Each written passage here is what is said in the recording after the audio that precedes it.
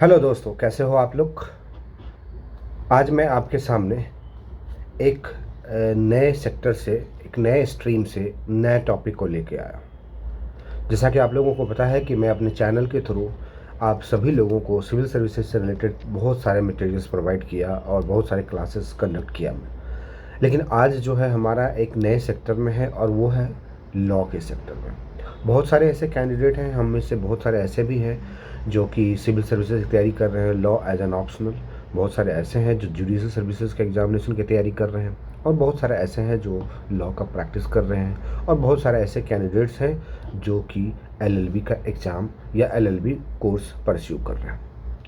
ऐसे में आज मैं एलएलबी के फर्स्ट ईयर जो कि महाराष्ट्र सीईटी जो टेस्ट देते हैं और उनको क्वालिफिकेशन करने के बाद या फाइनल सिलेक्शन होने के बाद जब एडमिशन लेते हैं एलएलबी में, तो उन्हें फर्स्ट सेमेस्टर मतलब फर्स्ट ईयर के फर्स्ट सेमेस्टर में एक एक्ट पढ़ना पड़ता है जिसको बोलते हैं MRUT and PULP act 1971, Maharashtra recognition of trade union and prevention of unfair labour practice act 1971।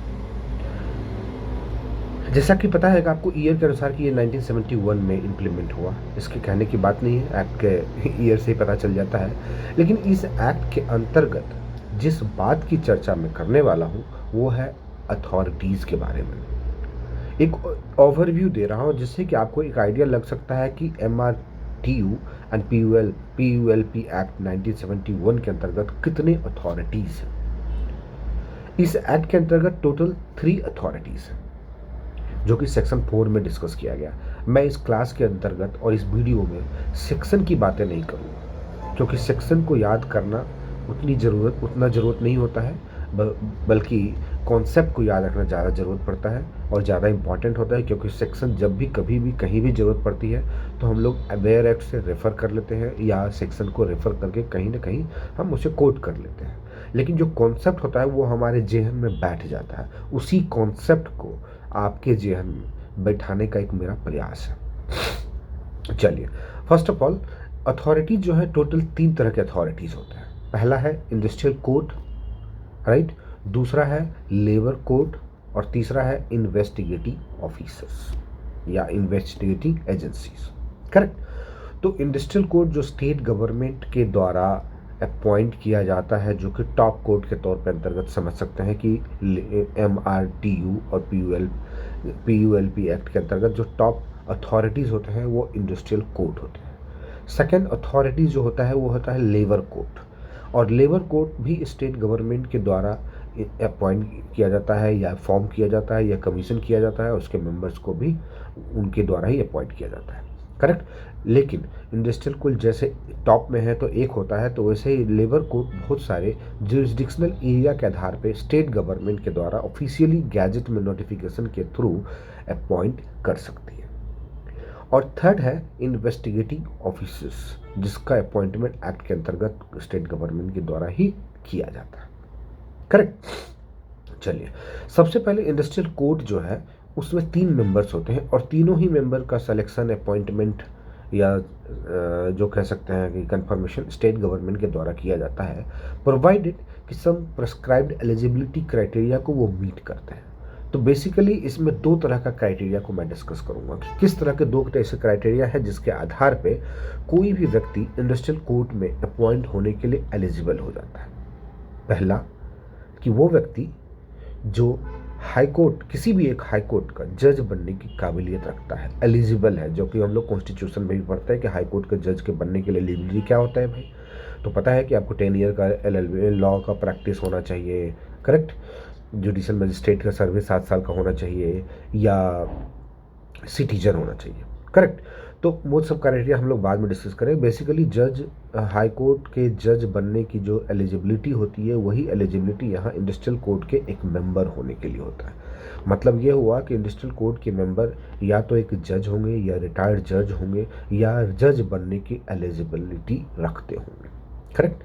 दूसरा जो क्राइटेरिया होता है वो ये होता है कि apart from this one member can be appointed without having the eligibility criteria of becoming judge of the high court और वो है कि he must be having knowledge और एक्सपर्टीज और इंडस्ट्रियल और लेबर लॉ मैटर्स, और if it is so considered by the state government.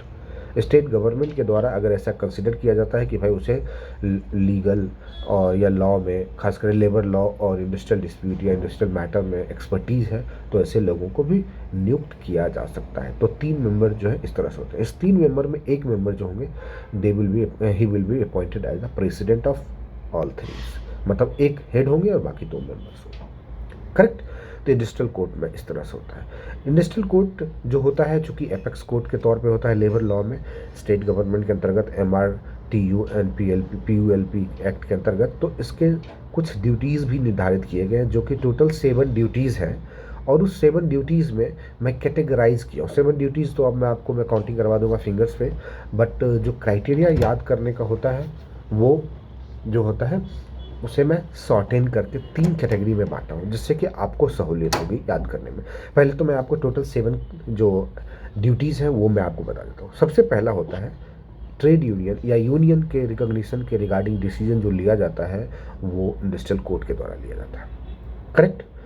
दूसरा, एक नए ट्रेड यूनियन जो एग्जिस्टिंग ट्रेड यूनियन को रिसिंड करते हुए या कैंसिल करते हुए या ख़त्म करते हुए नए ट्रेड यूनियन को रिकॉग्नाइज करने का जो पावर होता है या ड्यूटीज़ होती है वो इंडस्ट्रियल कोड को होता है। तीसरा, कि अगर कोई यूनियन है उसे उसका रिकॉग्निशन को विड्रॉ करना है या उसके रिकॉग्निशन को कैंसिल करना है या उसके रिगार्डिंग कोई एप्लीकेशन आया है, then also it will be decided by the industrial code.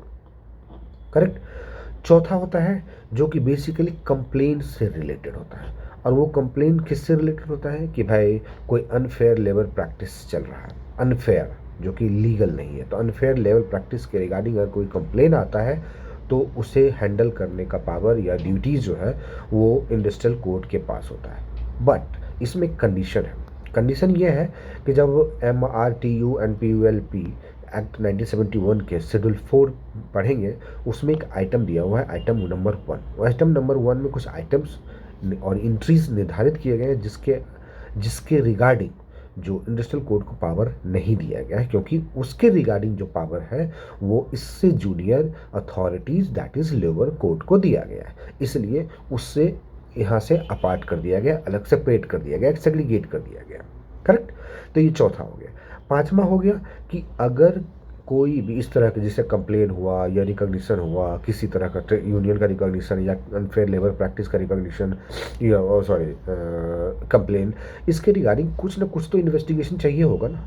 तो ऐसे में इन्वेस्टिगेटिंग एजेंसी या ऑफिसर्स को डायरेक्ट करना, असाइन करना, वर्क देना, ये इंडस्ट्रियल कोड का ड्यूटीज बनता है, जो कि 5वां होता है। करेक्ट। तो इसमें समझ जाइए इसका मतलब क्या होगा। इन्वेस्टिगेटिंग एजेंसी या ऑफिसर्स जो होते हैं उसको डायरेक्ट करना, उसे असाइन करना, उसे इम्पावर्ड करना with regard to investigation is vested with industrial court, and that complaint will be या with regard to the unfair labour practice और with regard to the membership of the union, क्योंकि हमें पता है कि यूनियन के recognition, cancellation और withdrawal के रिगार्डिंग इंडस्ट्रियल कोड को पावर दिया गया है। तो ऐसे में कुछ न कुछ तो इन्वेस्टिगेशन की ज़रूरत पड़ती है, तो इन्वेस्टिगेटिंग ऑफिसर को ही अपॉइंट किया जाता है। करेक्ट।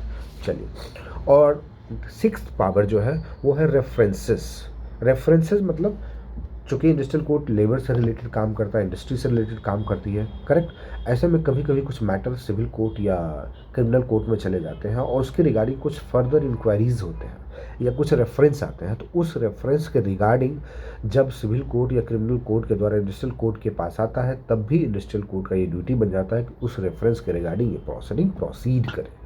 करेक्ट। और लास्ट जो कि 7वां है वो है कि लेबर कोर्ट, चूँकि जो जूनियर अथॉरिटीज़ हैं वो लेबर कोर्ट है, तो लेबर कोर्ट के जजमेंट पे या डिसीजन पे जो अपील्स फर्दर फाइल होंगे सेक्शन 42 जो Maharashtra recognition of trade union act के अंतर्गत है, उसमें अपील फाइल होता है इंडस्ट्रियल कोर्ट के सामने। तो ये टोटल 7 ड्यूटीज़ हैं जो कि इंडस्ट्रियल कोर्ट के सामने रखा गया। करेक्ट। तो इंडस्ट्रियल कोर्ट, इसे अगर ब्रॉडली मैं आपको जैसा कि बताया कि मैं 7 ड्यूटीज़ बता दिया, लेकिन इसे मैं अगर फर्दर सब डिवाइड कर दो, 3 कैटेगरी में बांट दो, तो मुझे लगता है कि 3 कैटेगरी होता है। पहला कि यूनियन से related matter, union trade union से रिलेटेड मैटर, मतलब कि यूनियन का रिकॉग्निशन, विड्रॉल और कैंसिलेशन से रिलेटेड जो भी कुछ होगा वो इंडस्ट्रियल कोड डिसाइड करेगी। पहला, इसी में आपका 3 पावर आ जाएगा जो पहले मैंने डिसाइड किया। आप वीडियो रिव्यू कर लीजिएगा, आपको पता चल जाएगा। जो चौथा पावर है, जो कि मतलब या दूसरा कैटेगरी जिसे मैं बोल रहा हूँ, वो है अनफेयर लेबर प्रैक्टिस से रिलेटेड कंप्लेंट्स। अब अनफेयर लेबर प्रैक्टिस से रिलेटेड जो भी कंप्लेंट आएंगे वो इंडस्ट्रियल कोर्ट में आएंगे, और उससे रिलेटेड जो भी डायरेक्शंस असाइनमेंट होगा इन्वेस्टिगेटिंग एजेंसी को, वो भी इसी से रिलेटेड है। अब यहाँ पे हमने देखा 2 कैटेगरी, ट्रेड यूनियन से रिलेटेड और अनफेयर लेबर प्रैक्टिस से रिलेटेड। इन दोनों में ही एक इंक्वायरी की ज़रूरत होती है, इन्वेस्टिगेशन की ज़रूरत होती है। इसका मतलब ये होगा कि इन दोनों ही कैटेगरी में जो इंक्वायरी फर्दर असाइन किया जाएगा इन्वेस्टिगेटिंग ऑफिसर्स को, वो इंडस्ट्रियल कोर्ट को एम्पावर किया गया। करेक्ट। चलिए, और तीसरा जो कैटेगरी है वो है रेफरेंस से रिलेटेड, जो कि ओनली 1 पॉइंट है, जो कि मैंने आपको बताया भी, रेफरेंस का छठा पावर, जो कि इंडस्ट्रियल कोड के 6th पे पावर के तौर पे या ड्यूटीज़ के तौर पे, वो है सिविल एंड क्रिमिनल कोड से रिलेटेड जो भी रेफरेंस आएगा industrial code will carry on. Correct. और लास्ट जो है अपील से रिलेटेड, इंडस्ट्रियल कोड से रिलेटेड, लेबर कोड से रिलेटेड जो भी मैटर आएंगे वो भी इंडस्ट्रियल कोड ही से कैरी करेंगे। करेक्ट। तो ये हो गया आपका। अब आते हैं लेबर कोड से रिलेटेड। लेबर कोड, जैसा कि आपको पता है कि this is also being created by the state government with special notification और प्रेस्क्राइब नोटिफिकेशन इन गैजेट। उसके आधार पे एलिजिबल कैंडिडेट्स को जो section 2 article 234 of the constitution में जो दिया गया है, उसमें जो जुडिशियल सर्विस के लिए जो एलिजिबिलिटी क्राइटेरिया फिक्स किया गया है, उसी के आधार पे यहाँ लेबर कोड के मेंबर्स को नियुक्त किया जाता है, अपॉइंट किया जाता है।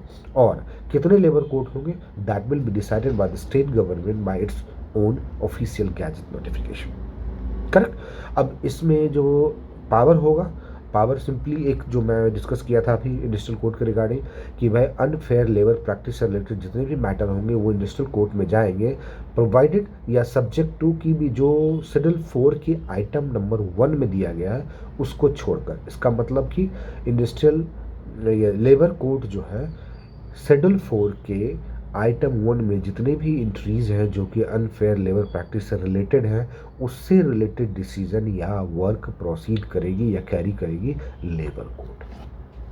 करेक्ट। चलिए, अब आते हैं हम लोग इन्वेस्टिगेटिंग ऑफिसर्स के पावर और ड्यूटीज़ के बारे में। तो सबसे पहले एक सोचिए, सिंपली एक थॉट जनरेट कीजिए कि एक इन्वेस्टिगेटिंग ऑफिसर्स को क्या क्या पावर हो सकते हैं, किस तरह के ड्यूटीज़ हो सकते हैं।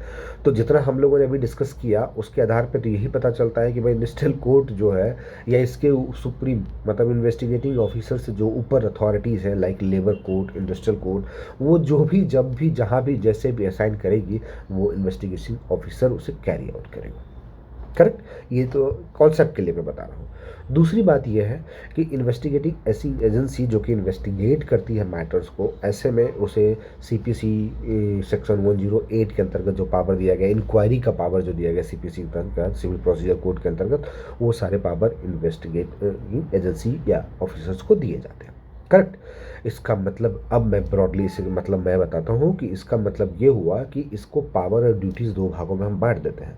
पावर में हो गया कि ये जो स्पेसिफाइड प्रीमाइज है जो कि सीपीसी के थ्रू इसे एम्पावर किया गया है, तो उस प्रीमाइज में लाइक मैन्युफैक्चरिंग, अंडरटेकिंग, सी इंडस्ट्री जो भी है, उस प्रीमाइज के अंदर वर्किंग आवर के अंदर इंटर करने का एक पावर होता है। Working hour, apart from working hour अगर ये इंटर करता है, इसका मतलब इसे स्पेशल नोटिफिकेशन देना पड़ेगा उस अफेक्टेड पर्सन को और सर्टेन परमिशंस लेने पड़ेंगे। करेक्ट है भाई, हम वर्किंग आवर में नहीं बल्कि आफ्टर वर्किंग आवर या बिफोर वर्किंग आवर इंटर करना चाहते हैं उस प्रीमाइज में। करेक्ट। तो एक पर्टिकुलर प्रीमाइज जो कि अंडरटेकिंग या मैन्युफैक्चरिंग यूनिट्स या इंडस्ट्री जिसके रिगार्डिंग कंप्लेंट्स है या जो असाइन किया गया है वहाँ पे उसको इंटर करने का है। दूसरा प्रीमाइज होता है कि भाई अगर यूनियन से रिलेटेड मैटर है तो यूनियन के ऑफिस प्रीमाइज में इंटर करने का पावर होता है। तीसरा होता है कि अगर एम्प्लॉय से रिलेटेड मैटर है लेबर प्रैक्टिस के रिगार्डिंग, तो एम्प्लॉय के रेसिडेंस में इंटर कर सकता है जो कि एम्प्लॉयर के द्वारा प्रोवाइड किया जाते हैं। करेक्ट। तो ऐसे 3 ऐसे प्रीमाइजेस दिए गए हैं हमारे इस एक्ट में जिसमें कि इन्वेस्टिगेटिंग ऑफिसर्स को इंटर करने का पावर दिया गया। करेक्ट। अब इंटर करने के बाद क्या है नेक्स्ट पावर पता है ना, इंटर देन इंस्पेक्शन। तो inspection of the documents, inspection of the matters which is related to assigned work. जो असाइंड वर्क हुआ है उससे रिलेटेड जो भी मैटर होगा उसका इंस्पेक्शन करना, उसका डॉक्यूमेंट्स को देखना और समझना और इन्वेस्टिगेटिंग रिपोर्ट तैयार करने के रिलेटेड जो मैटर जो भी चाहिए वो सारा चीज़ करेंगे। मतलब क्या हुआ कि entry into premises and inspection thereon, correct, ये प्योरली पावर है, राइट। उसके बाद तीसरा पावर जो है calling for information. Suppose entry नहीं करना है, नहीं जाना है उसको, उनको लग रहा है जाने की जरूरत तो नहीं है, तो ऐसे में they can call for information या documents from the affected parties कि भाई आप हमको ये इन्फॉर्मेशन, ये डॉक्यूमेंट्स, ये मटेरियल्स प्रोवाइड कीजिए। और चौथा पावर है कि उन्हें लगता है कि सारा इन्फॉर्मेशन आ गया, अब एक पर्टिकुलर मीटिंग की ज़रूरत है डायरेक्ट फेस टू फेस बात करने का, तो ऐसे में एक प्रॉपर मीटिंग कन्वीन करने का पावर भी दिया गया है इन्वेस्टिगेटिंग ऑफिसर्स को, करेक्ट। तो ये सारे 4 पावर हो गए, इंटर करना, इंस्पेक्शन करना, calling for information and convening a meeting with employees, right. Apart from other thing जो कि होता है कि भाई मीटिंग कन्वेन कर रहे हैं तो उसके लिए नोटिस दिया जाएगा, नोटिस बोर्ड पर चिपकाया जाएगा, कितने बजे टाइमिंग रहेंगे, कौन रहेंगे, क्या रहेंगे, एम्प्लॉयर्स को नोटिफिकेशन मिला है या नहीं मिला, इन सारे चीज़ को छोड़ते हुए मैं सिर्फ पावर की बात कर रहा हूँ। चलिए अब ड्यूटीज़ की बात होगी तो ड्यूटीज़ तो पहले डिस्कस कर चुका हूँ कि लेबर कोड या इंडस्ट्रियल कोड, लेबर कोड या इंडस्ट्रियल कोड जो कुछ भी पावर करेगी इन्वेस्टिगेशन करने के रिगार्डिंग वो सब इनके पास पावर है। तो पावर ड्यूटीज़, तो ड्यूटीज़ में है कि भाई जो कोई भी फंक्शंस असाइन किए जाते हैं लेबर कोर्ट या इंडस्ट्रियल कोर्ट के द्वारा that will be carried out by this investigating officers, ठीक है। या लेबर सेकंड पावर ड्यूटीज़ है कि लेबर कोर्ट या इंडस्ट्रियल कोर्ट को उनसे रिलेटेड मैटर में असिस्टेंस प्रोवाइड करना या असिस्ट करना, करेक्ट। तीसरा पावर है कि इन्वेस्टिगेशन से रिलेटेड जो भी मैटर वो आउटकम आया है उस आउटकम को उस सुपीरियर अथॉरिटी को रिपोर्ट करना, करेक्ट। चौथा है कि कभी कभी ऐसा होता है इन्वेस्टिगेशन को एजेंसी को या ऑफिसर्स को कुछ सीओ मोटो ऑटोमेटिकली उसको ऐसे इन्फॉर्मेशन आया जिसको उन्हें फैक्ट्स के आधार पे या एविडेंस के आधार पर उसे लगा कि सही है और इसे इंटीमेट किया जाना चाहिए या रिपोर्ट किया जाना चाहिए इंडस्ट्रियल कोर्ट को या लेबर कोर्ट को, तो वो भी कर सकती है। और पांचवा है कि जब भी ऐसा कुछ भी ऐसा लगता है कि कुछ ऐसे चीज़ है, राइट, जो कि अनफेयर लेबर प्रैक्टिस से कैरी आउट हो रहे हैं या जो असाइन किए गए हैं उससे रिलेटेड रिपोर्ट को भी वो अथॉरिटी को या मतलब लेबर कोर्ट या इंडस्ट्रियल कोर्ट को रिपोर्ट कर सकती है। तो आपने देखा कि investigating agencies, labour court and industrial court, ये 3 अथॉरिटीज़ हैं जो कि MRTU एंड PULP एक्ट 1971 के अंतर्गत है। ओके गाइस, आई होप कि आपको इस एक्ट के अंतर्गत ये जो तीनों अथॉरिटीज़ हैं उसके power, functions, duties and existence है ना, राइट, उसके रिगार्डिंग सारे कॉन्सेप्ट क्लियर हो चुके हैं। बाकी सेक्शंस की बात जहाँ तक है वो तो आप डायरेक्ट से भी पढ़ सकते हैं, देख सकते हैं, कभी भी रेफर कर सकते हैं। So guys keep watching, thank you.